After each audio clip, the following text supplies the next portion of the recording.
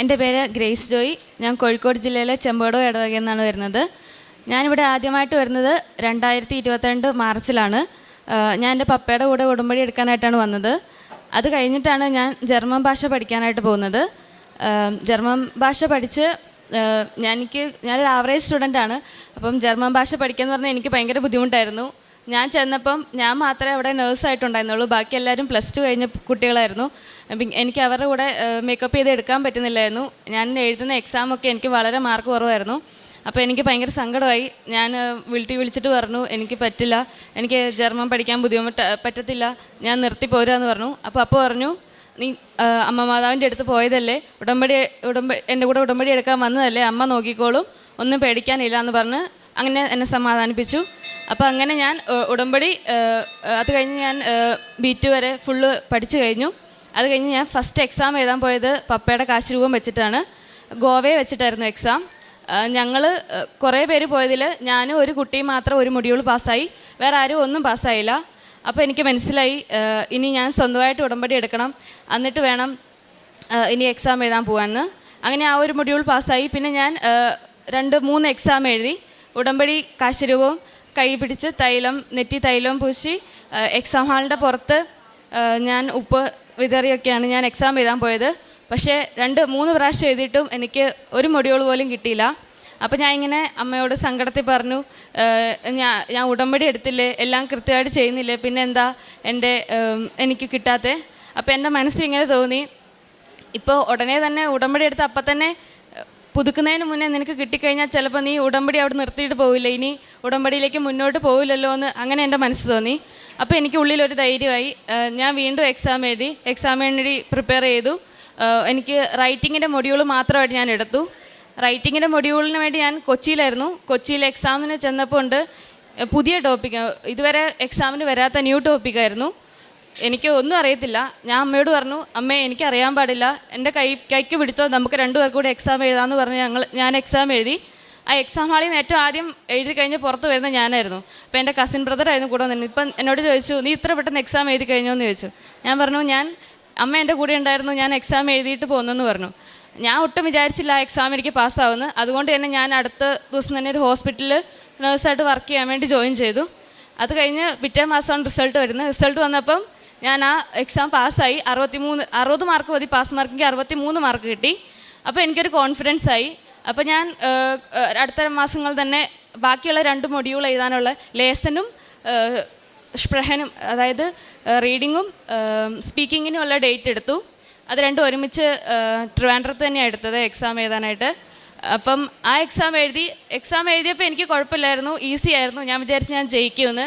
പക്ഷേ റിസൾട്ട് വന്നപ്പം എനിക്ക് 2 മൊഡ്യൂളും കിട്ടിയില്ല, 2ലും തോറ്റുപോയി. അപ്പോൾ എനിക്ക് സങ്കടമായി. കാരണം ഞാൻ പ്രതീക്ഷിച്ചിരുന്നു, കാരണം എക്സാം എളുപ്പമായിരുന്നു.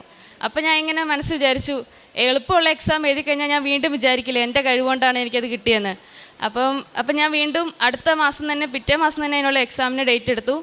അത് എഴുതി. ഞാനും എൻ്റെ ഹോസ്പിറ്റലിൽ തന്നെ വർക്ക് ചെയ്യുന്ന ഒരു ആളും കൂടിയായിരുന്നു എനിക്ക് സ്പീക്കിങ്ങിന് കിട്ടിയത്.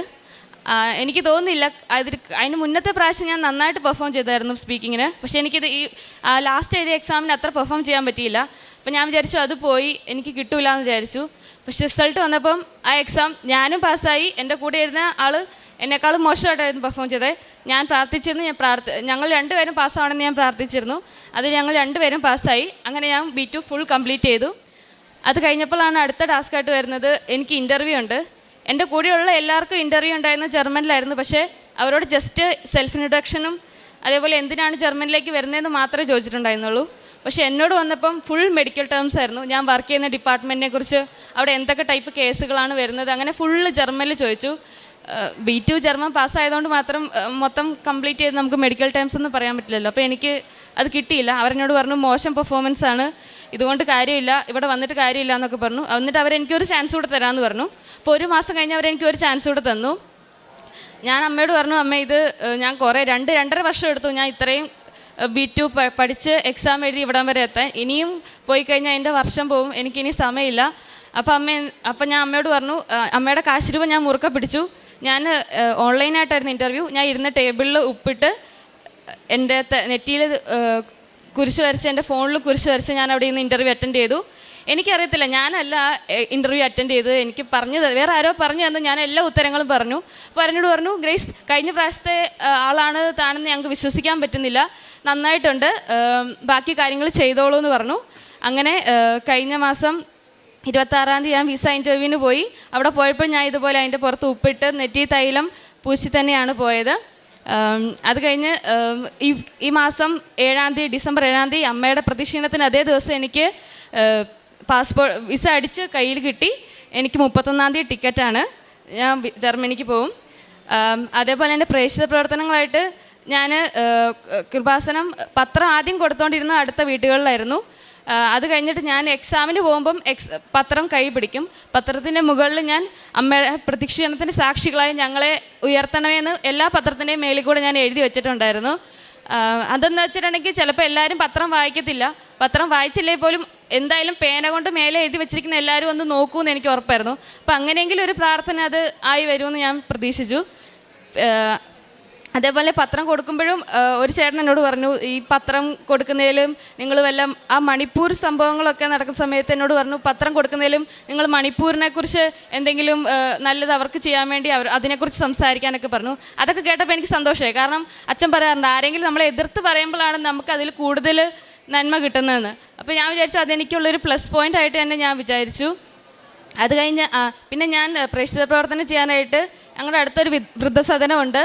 അവിടെ അമ്മമാരെ കുളിപ്പിക്കാനും അവർ നഖം വെട്ടി കൊടുക്കുക, അവർക്ക് മുടിയൊക്കെ കെട്ടി കൊടുക്കുക, അങ്ങനെയൊക്കെ ചെയ്തിട്ടുണ്ടായിരുന്നു. ഇത്തരം കാര്യങ്ങളാണ് ചെയ്തത്. അമ്മ മാതാവും തിരുക്കുമാരനും തന്ന എല്ലാ ഉപകാരങ്ങൾക്കും നന്ദി. ഫിലിപ്പിയർ 4:13 എന്നെ ശക്തനാക്കുന്നവനിലൂടെ എല്ലാം ചെയ്യുവാൻ എനിക്ക് സാധിക്കും. ഗ്രേസ് ജോയ് എന്ന ഈ മകൾ പരിശുദ്ധമ്മയുടെ തിരുനടയിൽ ഉടമ്പടിയെടുത്ത് പ്രാർത്ഥിച്ചതിലൂടെ B2 എക്സാം വിജയിച്ചതും വിദേശത്ത് പോകുവാനുള്ള പ്രോസസ്സ് പൂർത്തീകരിച്ച് അമ്മ മാതാവിൻ്റെ വലിയ സഹായത്താൽ വിദേശത്തേക്ക് പോകുവാൻ അനുഗ്രഹം ലഭിച്ചതിനെ ഈ അൾത്താരയിൽ സാക്ഷ്യപ്പെടുത്തുകയാണ്. മകൾ പറയുന്നുണ്ട്, പഠിക്കുവാൻ ആവറേജ് സ്റ്റുഡൻ്റാണ്. ഏറെ ക്ലേശമായിരുന്നു ജർമ്മൻ ഭാഷ പഠിക്കുന്നതിന്. ആദ്യത്തെ പരീക്ഷകൾ എഴുതി പരാജയപ്പെടുകയും ചെയ്തു. അമ്മ മാതാവിൻ്റെ ഉടമ്പടിയെടുത്ത് ആ പ്രാർത്ഥനയും പഠനവും ക്രമീകരിക്കുമ്പോൾ അമ്മ മാതാവ് തന്നെ ഓരോ സമയത്തും ആ പഠനം മുന്നോട്ട് കൊണ്ടുപോകുവാനും നല്ല രീതിയിൽ പഠിച്ചതൊക്കെ തക്ക സമയത്ത് ഓർമ്മയിലേക്ക് കൊണ്ടുവന്ന് പരീക്ഷയ്ക്ക് ഉപകരിക്കും വിധം പ്രയോജനപ്പെടുത്തുവാനും മകളെ സഹായിച്ചു കൊണ്ടിരുന്നു. ഓരോ മൊഡ്യൂളും പാസ്സാകുന്നതിന് വേണ്ടി പരീക്ഷകളിൽ അറ്റൻഡ് ചെയ്യുമ്പോൾ അപ്പോഴൊക്കെയും ഉടമ്പടി തൈലം ഉപയോഗിക്കുകയും കാശ്രൂപം കയ്യിൽ സൂക്ഷിക്കുകയും ഉപ്പ് ആ പരീക്ഷ എഴുതുന്ന ഇടത്ത് നിക്ഷേപിച്ചുകൊണ്ട് അമ്മ മാതാവിൻ്റെ പ്രത്യേകമായ സാന്നിധ്യവും സംരക്ഷണവും എന്നും തേടിക്കൊണ്ടാണ് മകൾ പരീക്ഷയിൽ പങ്കുചേർന്നിരുന്നത്. ഓരോ പരീക്ഷ ജയിച്ചു വരുന്നതിൻ്റെ കാര്യങ്ങൾ മകൾ സൂചിപ്പിക്കുന്നുണ്ട്. പ്രത്യേകിച്ച് സ്പീക്കിങ്ങിന് വരുമ്പോൾ വളരെ ക്ലേശകരമായിരുന്നു ആ പരീക്ഷയെന്ന് മകൾ പറയുന്നുണ്ട്. വളരെ മോശമായിട്ടാണ് അത്തവണ പങ്കുചേർന്നത്. എങ്കിലും അമ്മ മാതാവ് പ്രത്യേകമാംവിധം മകളെ സംരക്ഷിച്ച് അനുഗ്രഹിച്ചതും ഇൻ്റർവ്യൂവിൽ പങ്കെടുത്തപ്പോൾ മറ്റാരോടും ചോദിക്കാത്ത വിധത്തിൽ തന്നോട് ചോദ്യങ്ങൾ വന്ന കാര്യവും എങ്കിൽ അമ്മ മാതാവ് തന്നെ മറ്റാരോ തന്നെക്കൊണ്ട് സംസാരിപ്പിക്കുന്നത് പോലെ ഓരോ കാര്യവും കൃത്യമായി മറുപടി കൊടുത്തുകൊണ്ട് അമ്മ മാതാവിൻ്റെ പ്രത്യക്ഷീകരണ ദിവസം തന്നെ ഡിസംബർ 7-ന് മകൾക്ക് വിസ അടിച്ചു കിട്ടി വിദേശത്ത് പോകുവാനുള്ള എല്ലാ കാര്യങ്ങളെയും പൂർത്തീകരിച്ചു കൊടുക്കുന്നു. മകളുടെ വാക്കുകളിൽ നമ്മൾ കാണുക ഉടമ്പടി ജീവിതത്തോട് പുലർത്തിയ വിശ്വസ്തതയാണ്.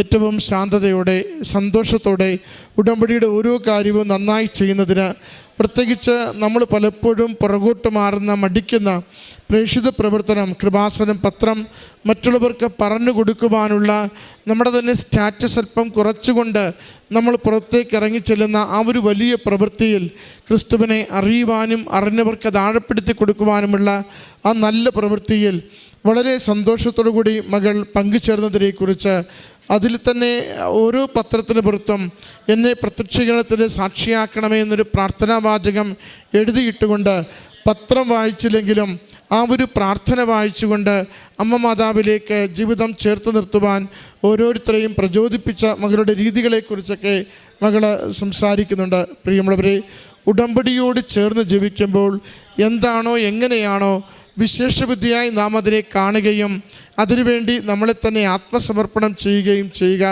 അത് നമുക്കുള്ള അനുഗ്രഹങ്ങൾ വേഗത്തിലാക്കും, ഇരട്ടിയാക്കും. മകൾ ചെയ്ത 2-3 കാര്യങ്ങൾ: 1, ഉടമ്പടിയിൽ എപ്പോഴും വിശ്വസ്തതയിൽ ജീവിച്ചു. 2, ആ കൃപാസനം പത്രിക കൊടുക്കുമ്പോൾ അത് പ്രത്യേകമായിട്ട് അവൾ തന്നെ മനസ്സിൽ വിചാരിച്ചുകൊണ്ട് പേന കൊണ്ട് പ്രത്യക്ഷീകരണത്തിന് സാക്ഷിയാകുവാൻ വേണ്ടി ഒരു പ്രാർത്ഥന കോറിയിടുന്നു. അതവളുടെ ഒരു ആഡഡ് കോൺട്രിബ്യൂഷനാണ് ആ പത്രത്തോട്. അത് തന്നെ അവളെ ദൈവസന്നിധിയിൽ കൂടുതൽ കരുണകൃപ കണ്ടെത്തുവാനായിട്ട് കാരണമായി നമ്മൾ വിശ്വസിക്കുകയും ചെയ്യുന്നു. പ്രിയമുള്ളവരെ, ഉടമ്പടി എടുക്കുക എന്നതിൻ്റെ അർത്ഥം ജീവിതത്തെ ദൈവത്തിന് സമർപ്പിക്കുക എന്നുള്ളതാണ്. നാം ഉടമ്പടിയിൽ ജീവിക്കുക എന്നതിൻ്റെ അർത്ഥം കൂടുതൽ വിശ്വസ്തതയുള്ള, കൂടുതൽ വിശുദ്ധിയുള്ള, കൂടുതൽ ദൈവാശ്രയത്വമുള്ള ഒരു ജീവിതത്തിലേക്ക് നാം കടക്കുക എന്നതുമാണ്. ദൈവത്തെ നാം സ്നേഹിക്കുമ്പോൾ ദൈവം നമ്മുടെ ജീവിതത്തെ കൂടുതൽ അനുഗ്രഹിച്ചു കൊണ്ടിരിക്കുന്നു. അതിൻ്റെ സാക്ഷ്യമാണ് ഓരോ ദിനവും ഈ അൾത്താരയിൽ നാം കേട്ടുകൊണ്ടിരിക്കുക. ഈ മകൾക്ക് ലഭിച്ച ഈ വലിയ അനുഗ്രഹത്തിന് ദൈവനാമത്തെ മഹത്വപ്പെടുത്തി തിരുക്കുമാരനും അമ്മ മാതാവിനും നന്ദി പറഞ്ഞുകൊണ്ട് കരങ്ങളടിച്ച് ഈ സാക്ഷ്യം നമുക്ക് സമർപ്പിക്കാം.